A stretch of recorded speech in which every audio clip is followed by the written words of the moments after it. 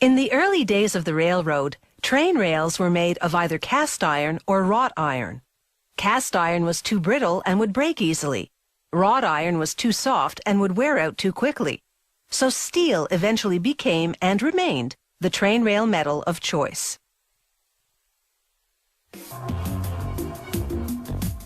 The train wheel's rim runs on the inside of the rail to keep the train on the track.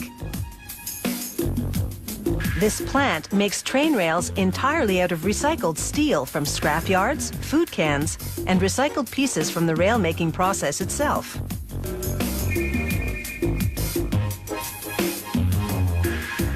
Electromagnets pick up the scrap and dump it in a charging bucket. A truck hauls the bucket inside, where a crane drops the contents into a furnace. An intense electric current melts the scrap steel at 1650 degrees Celsius. It then flows into a large brick-lined ladle, where they add carbon, manganese, and other elements to make the steel more durable. The alloy then runs down a ceramic tube that shields it from exposure to oxygen, which would ruin the metal. From there, the molten metal flows into molds which extrude it into continuous rectangular blocks called blooms.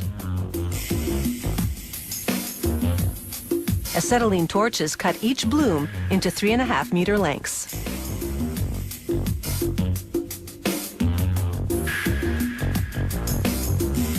A crane then transfers the blooms to a furnace, which, over the next 5 to 7 hours, reheats them to 1250 degrees Celsius. This softens the steel for further shaping.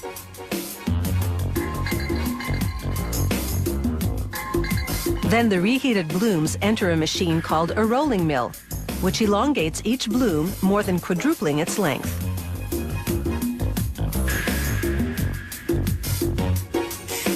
A shear then slices the longer, thinner blooms into 4 pieces.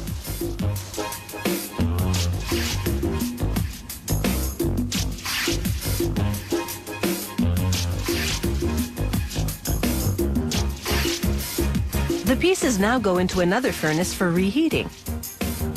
This preps them for the next set of rolling mills, which will gradually form them to the final rail shape. Different railroads used to use different shaped rails, which required changing the train's wheels when passing from one railway to another. By the turn of the 20th century, the T-shaped rail became the industry standard and remains so today. For the final shaping, each steel rail passes several times through 3 consecutive mills.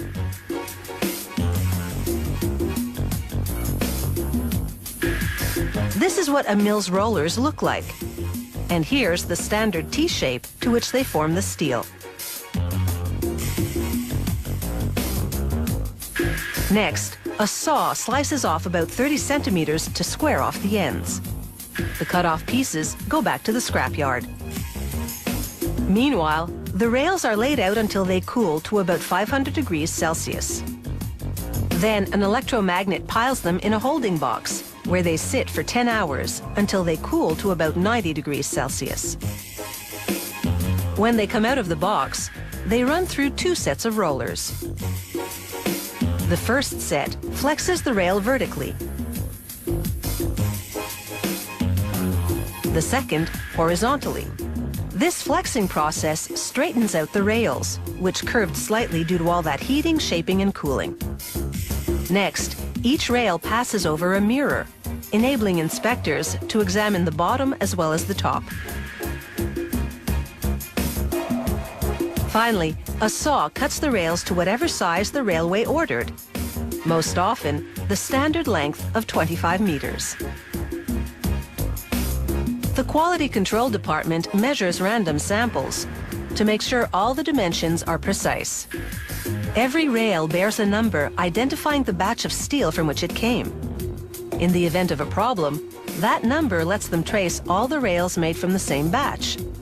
It's a system that ensures a safe, smooth ride.